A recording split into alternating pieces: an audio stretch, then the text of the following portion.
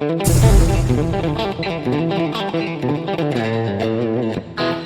right, so let's use some application now that we've figured out how C major and A minor are really the same thing. What I want to do here is I want to show you just real quick so we can A, B against each other. I'm going to use the C major jam track, and I'm just going to play through the C major scale. And then I'm going to play an A minor jam track that you're going to get, and I'm going to play the C major scale as well. Same thing. Now, we understand that if we're in C major, we would want to emphasize elements of the C chord, right? The C root or the E or the G or something like that within the context of our playing. And again, that gets a little more involved as we keep going, studying actual soloing and things like that. When we're in A minor, which is C major, the big difference is that then the notes that we'd want to emphasize would have to reflect the A minor chord, the A, the C, or the E. So C is still a note that can be emphasized, and that's what I want to show you. So just watch this for a second here, and then you can kind of mess around with this as well.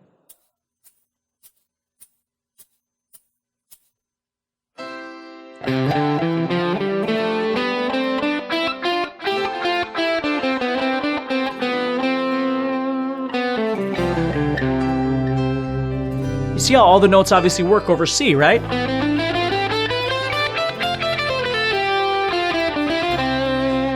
Okay. Now if I do exactly the same thing, but this time what I'm going to do is I'm going to jam over A minor. Now the A minor track, I'm going to do the same thing. Just play the C major scale here. Here we go. There we go.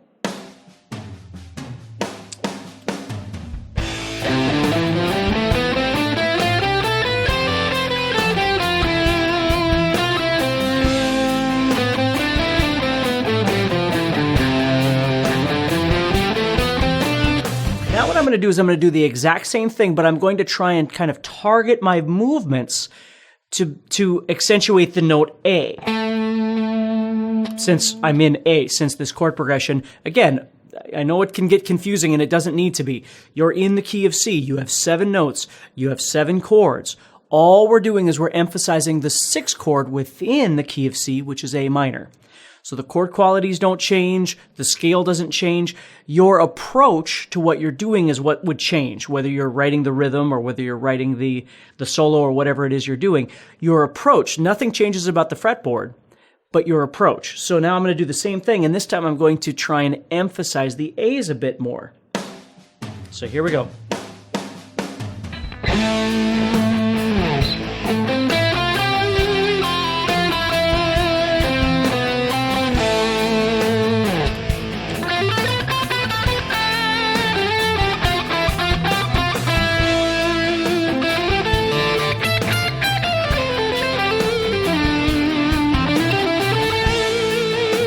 See what I mean? So you're going to have this A minor track. Now remember, once you have built your entire fretboard with those major positions, those 7 major positions that you had in your booklet a while back, you're going to be able to use those to solo with. That's the whole beauty of this whole thing. And again, the logic of what you're doing and why you're doing it is a whole nother path. You know, the goal with theory is to understand that C major and A minor are the same thing, and that they use the same key signature and all that sort of thing. But the second level is understanding how they're different. And the way that they're different is what they're emphasizing. So when you come along and you're going to write a chord progression, if I write C, F, and G,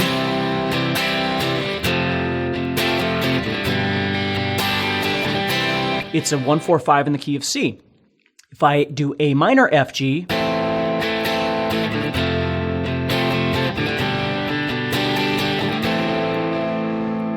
it's a 6, 4, 5 in the key of C, but we can name the 6th chord a 1 if we want to call it being in the key of A minor. So then A minor would be the 1 chord, B would be the 2, C would be the 3, D would be the 4, E would be the 5, G or F would be the 6, and G would be the 7. So you'd call it a 1, 6, 7 then if you were converting it. And again, we already discussed that and it's in your booklet, but I just want you to think about how that terminology works, because for me, it's easier in my mind in the real world to be able to just think that if I'm in the key of A minor, I'm really in the key of C. And this is going to situate you for the modes that are coming up as well, learning all of your theory behind that as you go. So what I want you to think about with this jam track is exploring your fretboard in the key of C, but giving attention to the fact that you might have to emphasize other pitches, for instance, the pitches of the A minor chord. Now, this chord progression here, let's figure this out here. We're going A,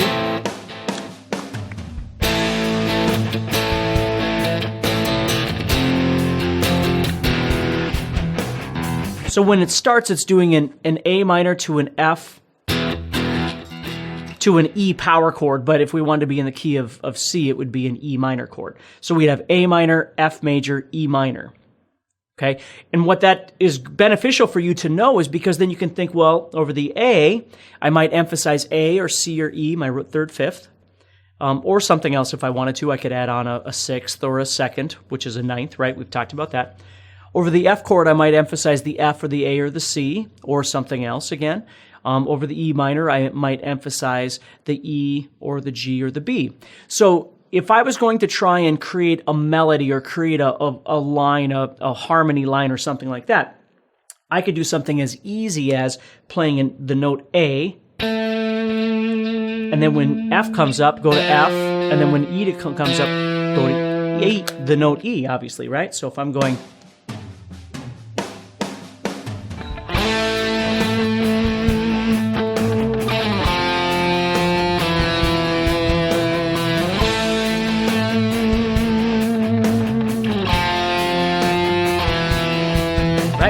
and that would be just fine. Now, if I wanted to make it a little more interesting, what I might do is start adding some movement with my scale, with my key of C or key of A minor, however you're looking at it, in between those. And I might do something like this.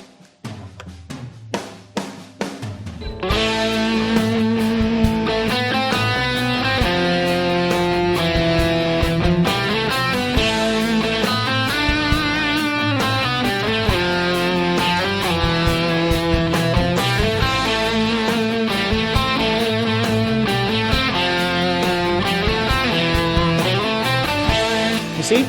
So I could still keep the melody there, and I'm just embellishing over the top. That's the difference between improvisation and songwriting. Is songwriting, you're trying to create something that you can replicate again. Improvisation, you're just kind of going off the cuff and doing whatever.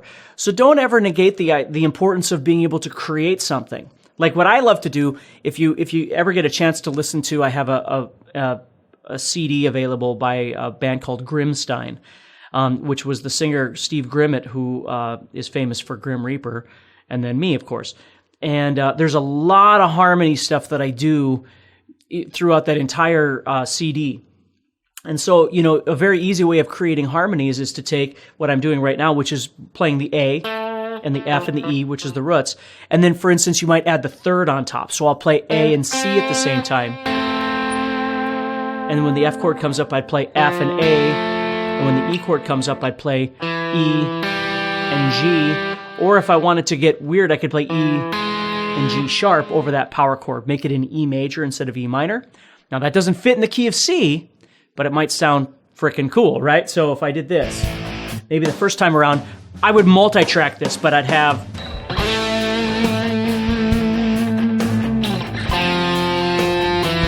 maybe the second time I go...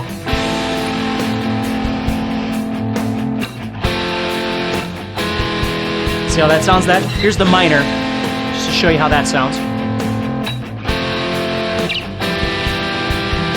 Which is what it is, but... So, that's how you would start layering harmonies as you're playing guitar.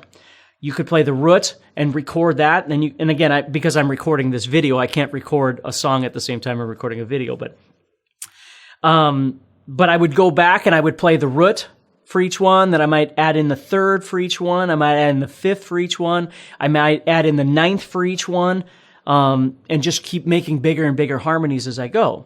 Now, improvisation says, I'm going to explore my fretboard, I'm going to jam, I'm going to play some licks, phrases, patterns, whatever it is that I have, but I am going to try and follow those chords around once in a while to acknowledge that I I'm hearing those chords, right? So now I'm going to just improvise a little bit. So song starts and we go.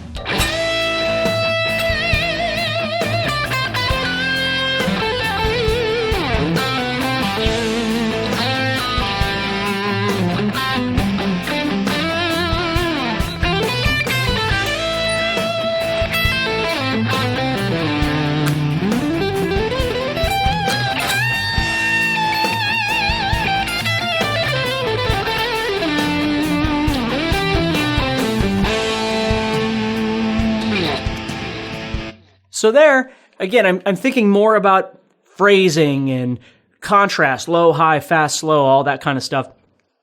But I'm still following the chords around, so I'm creating an element of melody as opposed to just playing brainlessly, okay?